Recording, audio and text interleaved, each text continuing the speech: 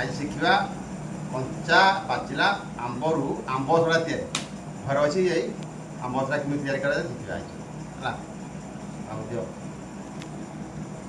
जय जगन्नाथ जय जगन्नाथ जय जगन्नाथ स्वामी नयन पथगामी भवतु। प्रथमे कलेक्शन करवा कंचा पाचिला आंब कलेक्शन कराला। कलेक्शन करापर चुली रे निया जली 10 मिनिट ऊर्ध पानी रे सिझा पड़ो। सिझेला परे बाहर करदे। बाहर करदेला परे तार मंड गोटे जगार कलेक्शन करवा। गरम गरम मंड कलेक्शन करवा। कलेक्शन कला परे तार टाकुआ सब बाहर करदे। टाकुआ बाहर कला परे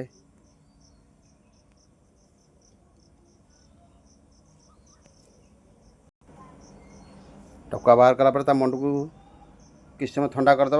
ये प्लेट रे सब प्राय फैन रे थोड़े ठंडा हो।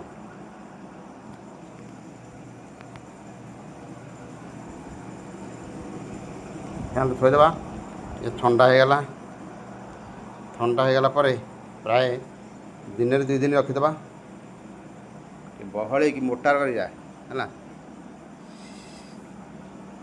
से मंडरे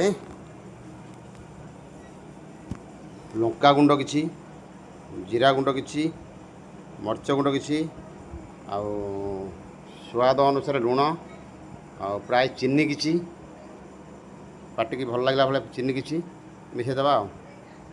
मिसेला परे ठंडा हो जाव। ठंडा हो गला परे आपको ये नहीं कि खरारे बाहर रखिदेवा। यही सब खरारे सुखिला परे ये भाया कलर आसीज। प्राय दिन 2 दिन खरारे सुखीदेला तो खरा हो प्रबल छाच पर खरारे सुखीदेवा जरी रे पीस पीस कर सुखीदेला प्राय दिन 2 दिन भितर खाया उपयोगी होगा। यही पीस बाहर काटिकी डबारे रखीदे। जिते चाहिए खोल खाइबा। आउ आंब आमर घरे डैमेज हबार ना। ये सब आम भाउज तैयारी कर जाऊ घरे बस आम आंबसड़ा किणी आने निजे घर तैयारी खाइबा। जदि क्या दरकार आप फोन ले जनले होम डिलीवरी करदबा।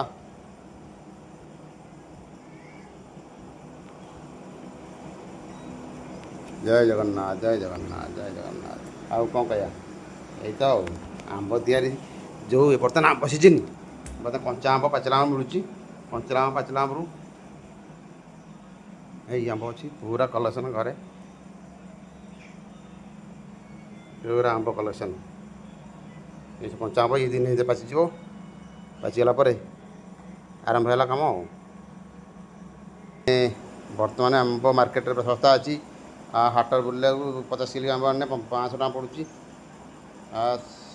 सी भी एक्सट्रा 2-4 किलो दे दूची।